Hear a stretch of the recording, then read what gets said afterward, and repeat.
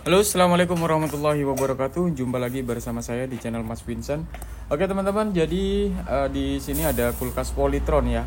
Kulkas Polytron dan ini tidak dingin ya. Kemudian ini udah dicolok, tapi katanya ada bunyi cetik ataupun bunyi overload ya di bagian mesin kompresor di bagian belakang kulkas teman-teman. Jadi mari kita akan coba lihat di belakang kulkas. Oke, jadi yang bunyi itu di bagian overload dan juga relaynya teman-teman.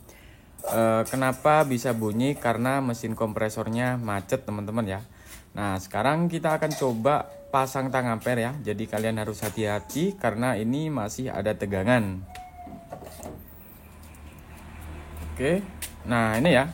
Padahal setrum udah kecolok ya, tapi mesin kompresor tetap nggak hidup. Cuman untuk mesin kompresor ini panas teman-teman. Jadi nggak mau jalan ya. Dan kemudian untuk overload ini sudah mulai ada retak ya. Oke, jadi ini saya coba langsung aja, langsung saya lepas ya untuk kulkasnya. Bentar. Oke. Ya, setelah kita lepas, selanjutnya kita akan coba cek di bagian overload dan juga relay ya. Ini kita coba lepas di bagian relay dan juga overload. Ya, siapa tahu ada kerusakan di bagian overload dan juga relaynya saja ya, tidak mengenai mesin kompresor yang sama seperti video di minggu kemarin teman-teman ya. Karena sering mati lampu juga. Oke, pertama kita akan coba cek di relay. Nah, di bagian relay ini nggak nyambung, harusnya nyambung teman-teman ya. Kemudian di bagian overload ini udah pasti nggak nyambung karena ini masih panas nih teman-teman. Tapi sudah ada tanda-tanda bahwa overload ini sudah ada retak teman-teman ya. Ini harus kita ganti. Nah, ini nggak nyambung sama sekali ya. Kemungkinan retak atau pecah ya. Ini sama, nggak ada yang nyambung. Nanti untuk overload nunggu dingin baru dia akan nyambung teman-teman. Biasanya seperti itu ya teman-teman. Oke, sekarang kita akan coba lepas di bagian relaynya ya. Nah nih, kalau misalkan kita kocak seperti ini, nah ini saya rasa pecah teman-teman. Dan untuk overload, ini masih panas banget untuk di bagian bimetal. Ya biasanya terkadang seperti ini. Gejala-gejala seperti ini kadang-kadang tegangan voltase listrik turun, kemudian sering mati lampu itu ya. Oke, kita cek. Oke, untuk 10 mesin kompresor aman ya. Semuanya aman. Oke, 80. Ya, aman nih teman-teman ya. Nanti kita akan coba ganti dulu untuk di bagian overload dan juga relaynya, apakah langsung nyala atau harus kita jumper terlebih dahulu ya. Kita akan coba ambil ya. Dan untuk pergantian relay ya. Jadi untuk pergantian relay di sini kan ada kaki yang sebelah kanan. Kalau di toko itu ada kaki yang kanan kiri, ada juga yang 4 kaki. Jadi tetap ya soketannya ada di sebelah kanan teman-teman. Jadi jangan dibolak-balik ya. Untuk pemasangan kabel overload dan juga relay itu bebas teman-teman ya, karena tegangan menggunakan AC bukan DC. Kalau DC nggak boleh kebalik, tapi kalau AC itu bebas ya. Kemarin banyak banget pertanyaan-pertanyaan seperti itu. Nah, ini saya akan mengganti dengan overload dan juga relay yang jadi satu ya. Ini kepunyanya Polytron, sama-sama Polytron. Oke, tinggal kita pasang.